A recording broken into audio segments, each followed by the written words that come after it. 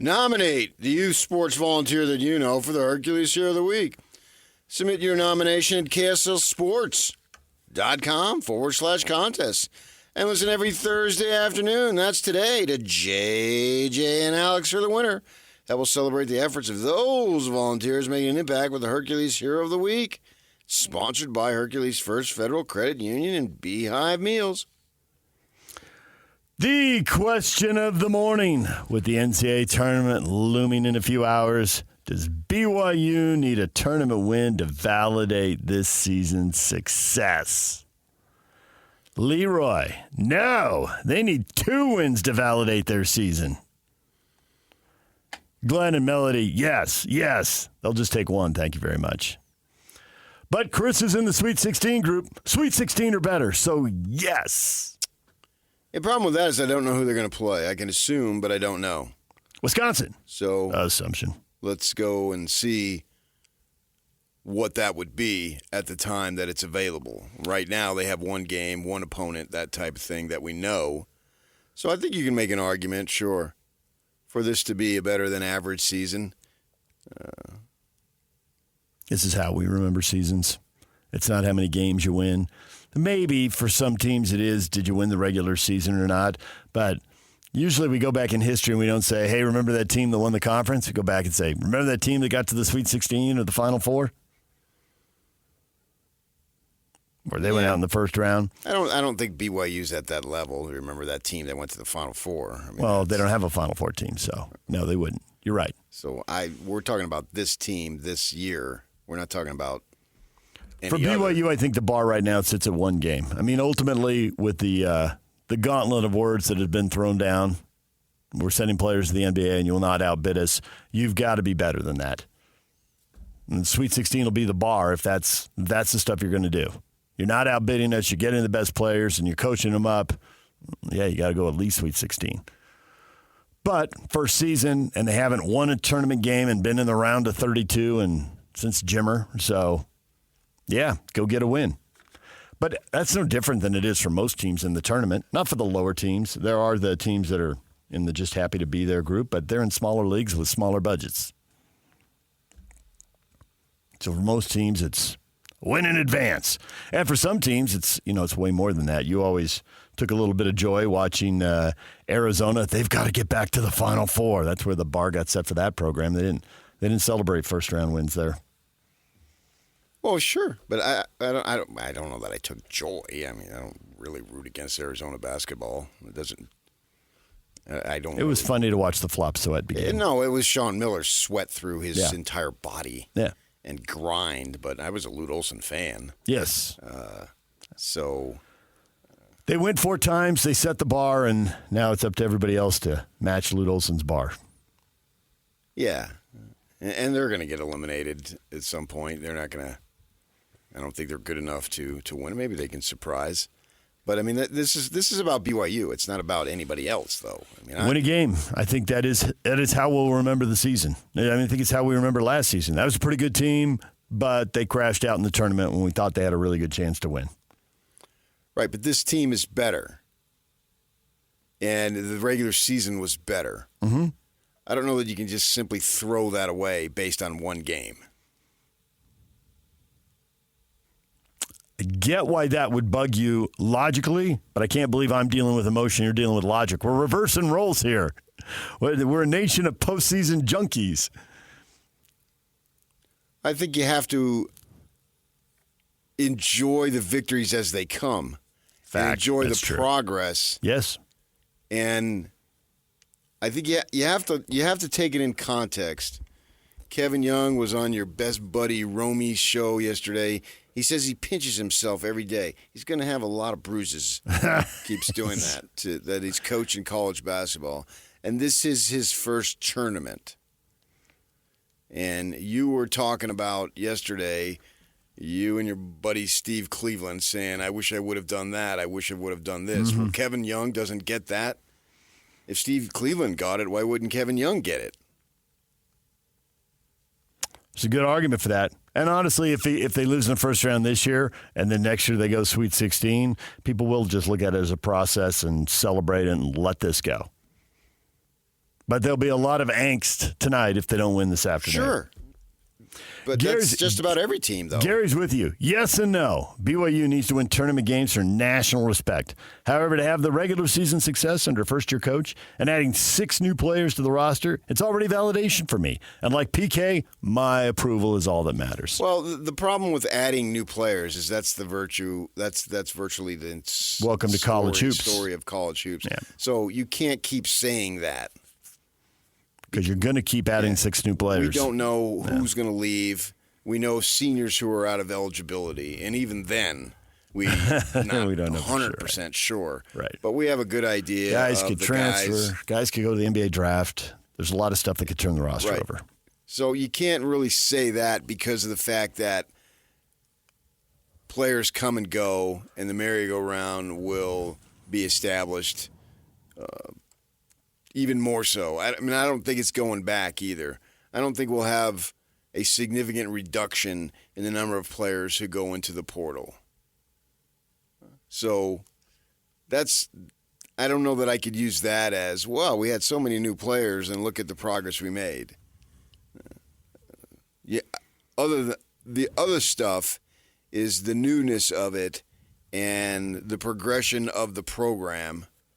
I mean, we saw good progression as the season wore on, and they were getting better. You talk about, get better each day, and his stack days mantra. They all have the cliches, and his thing is stack days for something. For some reason, he likes that phrase, and so he's just going to beat that into the ground, and his players are going to pick up on it. But they did stack days. Now, where are they in terms of stacking, because this is an entirely different thing. And it's a one-game basis. And, they're not a juggernaut by any stretch, so they could have a game in which they're tight. They could choke. The other team can be loose and free. I think we saw that last year with Duquesne and the pressure that was on, because Mark Pope has never won a tournament game, and he's been coaching a good long while. Kevin Young's only been coaching one season. So, he's never lost a tournament game for that matter. So I think under this circumstance, you go historic. You look at things in historical context. I try to look at things in the moment and what happened last year or what the standard is for this team or that team. When the ball's up in the air, none of that matters. It's what are you doing right now?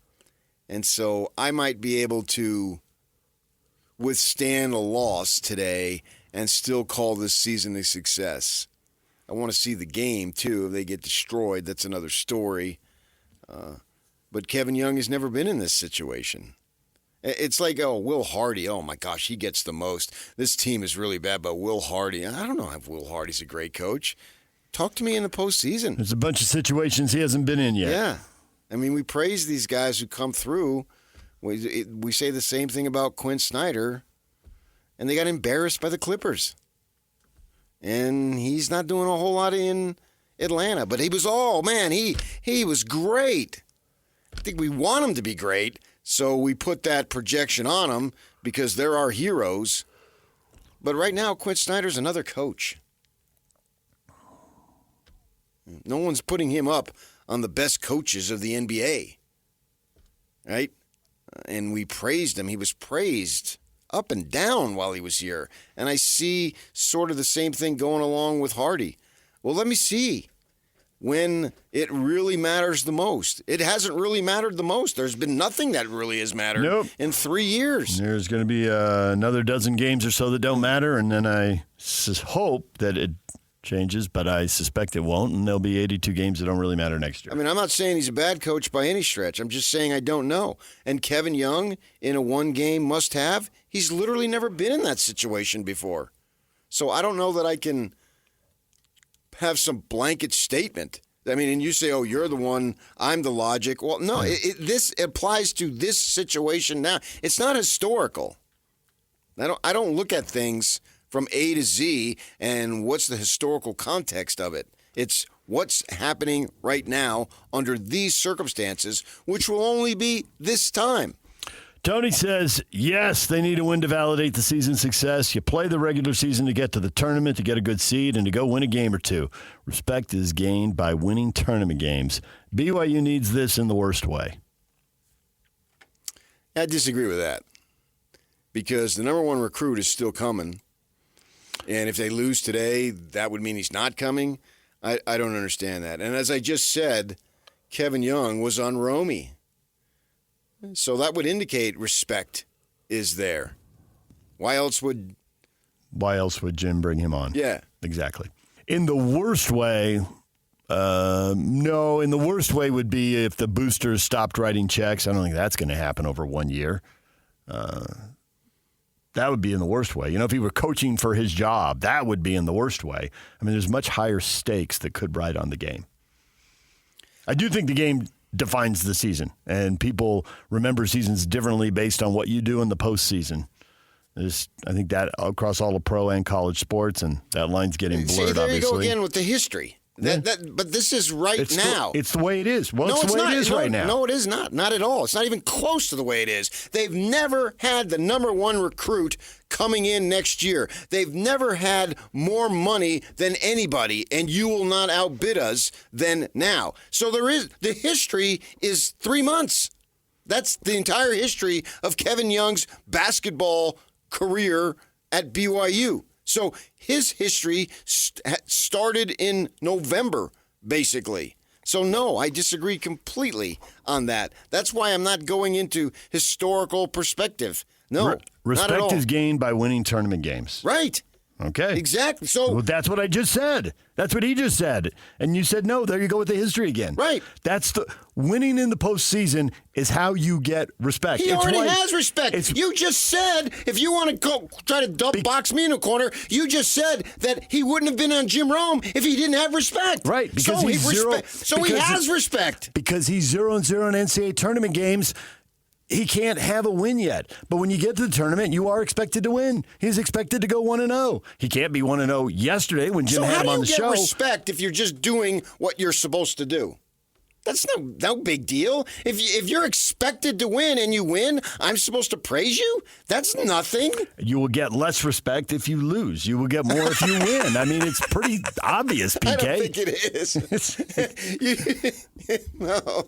You just said he's getting respect by being on Jim Rome. Yes. So he's already got... Excuse me. He's already got the respect. They got enormous respect. ESPN.com comes out, and they have a guy spend a week with them in the program. That is enormous respect. To get to the bottom of the story, how the heck did you get the number one recruit in the country away from Duke? And that's where everyone is looking for BYU. I don't think folks are looking at BYU right now and saying, oh, my gosh, man, they are something you got to next year. That's a whole other story. Next year, whatever you do now, unless you have some incredible run, which I don't anticipate, but just for argument's sake, say they don't. So they win one game, and then they lose on Saturday, and the season's over. Oh, all right, whoop-de-doo. All of a sudden, I'm going to just roll out enormous amounts of respect for Kevin Young? No, not at all. Next year is when it's really on. You're bringing in a guy that has more hype than anybody has ever received put together in any athletic program in BYU University history. It starts next year. This is an appetizer. Ooh, that's interesting. Yes. More hype for him than for getting the number one quarterback recruit in the country. I'm running out of air. Well, the number one quarterback recruit in the country often fails. Yes. Right. So I don't think there's any question. Because, and I've said this as I got in the business. Yes, more relatable. It's more legit. Yeah. The star ranking in basketball from the AAU / high school to college is far more legit than the star ranking in football. And there's 100 reasons why. And you want to go Jake Heaps. When Jake Heaps dropped back in the pocket every time in high school, it was clean. Yes. And he was throwing to Pac-10, 12 receivers. Throwing to excellent receivers who outclassed the defensive backs they were playing against. So everything they drew up, it worked. That's not real life in the game of football. It's going to change in college. And we saw that. And in basketball, it is real life. If I beat you and you, and you over the course of a summer or an offseason in AAU, those are the same guys who are going to go to college. In the nature of the sport, you can see the top players play each other multiple times. And in football, you don't get to see the top players play each other, and they're surrounded by lesser or greater players, depending on the school you're going to, that makes the game easier or harder. I don't think that if they lose today, Kevin Young is going to get any less respect. Because next year, that's an entirely different story. This is all about setting themselves up for next year. Now, you want to win, and I think they're going to win, so nor do I think the windows of respect are going to pour out onto him if they win today. I don't. Going scriptural. Oh, that's the. But I think you're right. I try to speak you guys' speak to the language of the people. Yes, I do think they're going to win, and I do think that will validate the season, and I do think that'll help him going forward. I think it'll give him some credibility. Now it all doubles down. It all doubles down. And what have you done for me lately? So we'll be sitting here a year from now, and the stakes will have been raised, and blah blah blah. I think he's already got the credibility because he's NBA guy. Because Danny hype was there. Danny Ainge said so, and he got the number one recruit, and it was an announcement. I mean, you can do one thing at Iggy's, but do another thing on ESPN. That's unlike anything we've ever seen.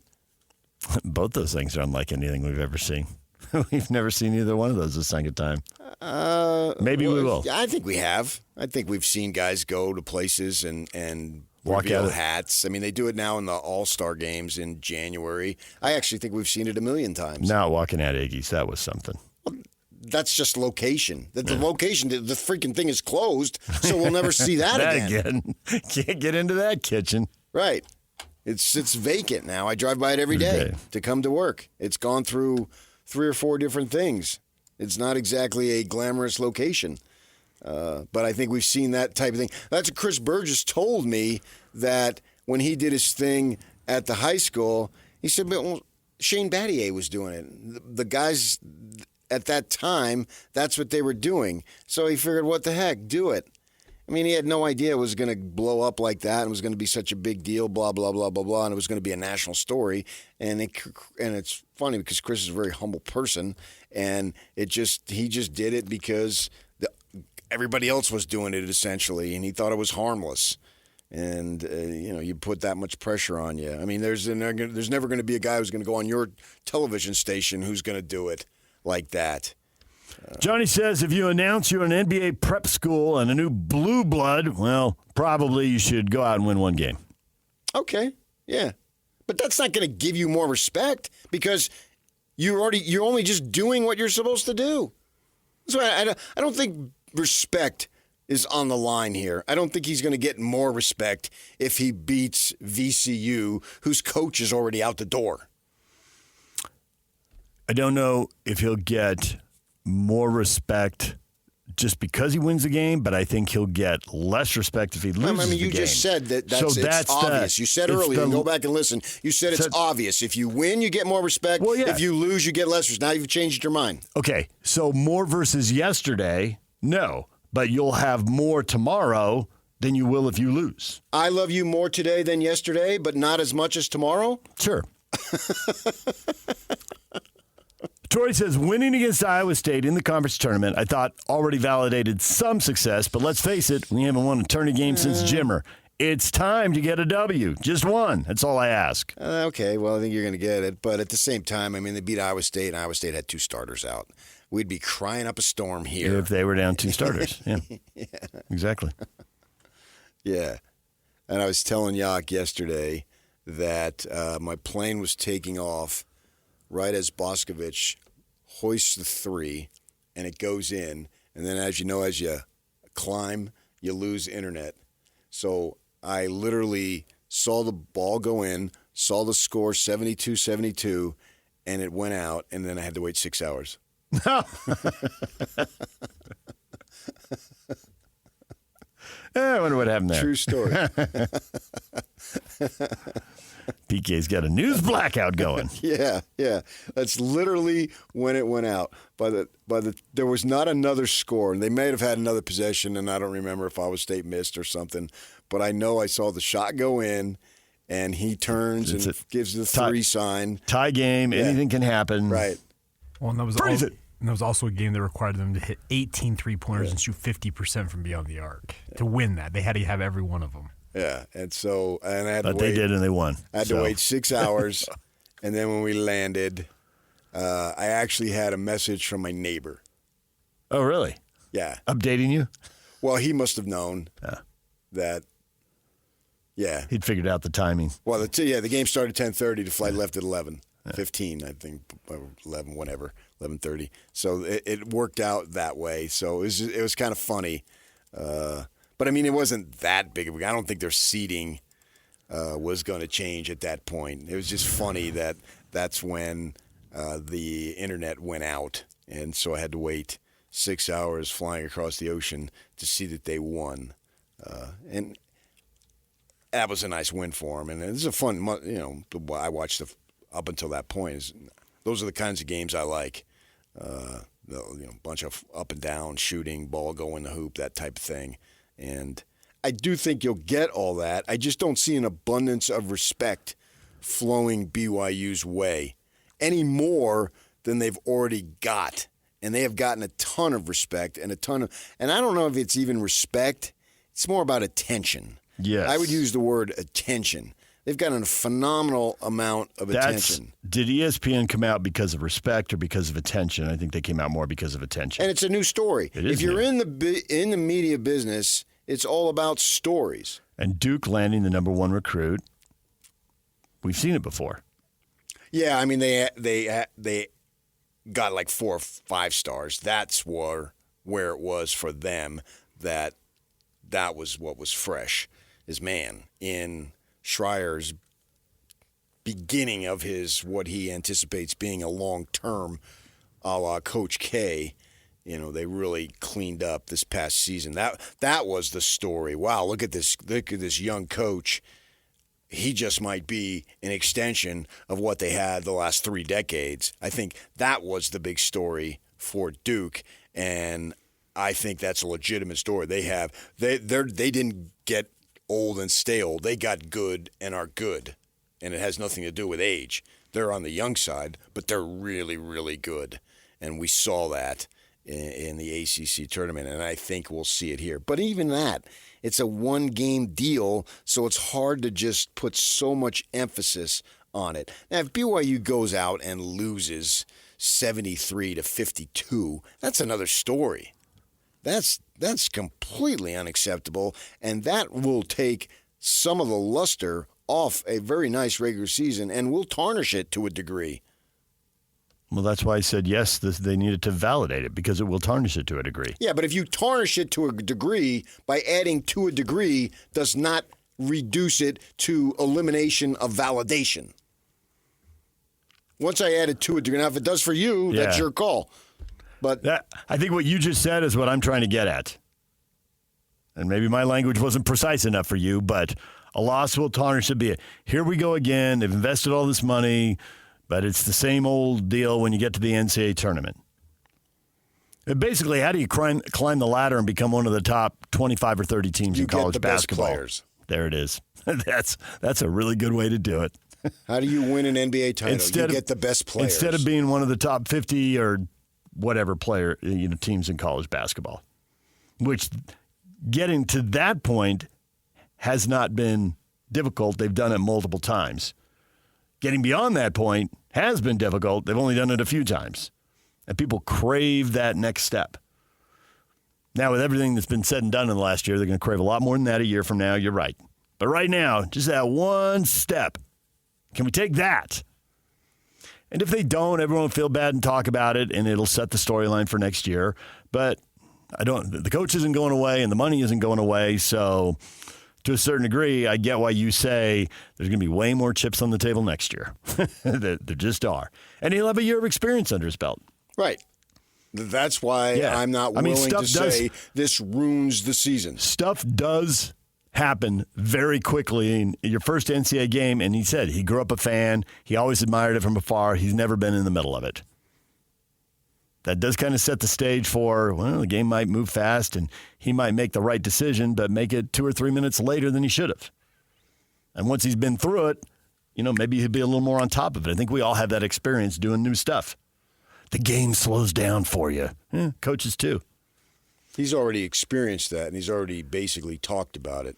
DJ and PK, it's 97.5 The Zone. Coming up at 8 o'clock, Mitch Harper, Cougar Insider for The Zone, joins us with BYU playing at 2 o'clock today. Stay with us.